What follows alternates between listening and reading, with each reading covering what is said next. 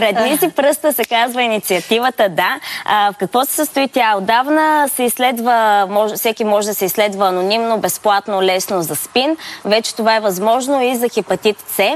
Отива се в Център за сексуално здраве в София. Изследвате бързо, слагат ти забавен стикер. Тези са лепенките. След това си снимаш пръста. Ето сега ще видите, аз съм си приготвила пост. Всеки може да си избере на кой пръст да си сложи стикера. Слагаш хаштаг "Мръдни си пръста" и предизвикваш 3 твои приятели да направят същото. Така идеята е да се получи верижна реакция. Аз избрах да предизвикам моите колеги.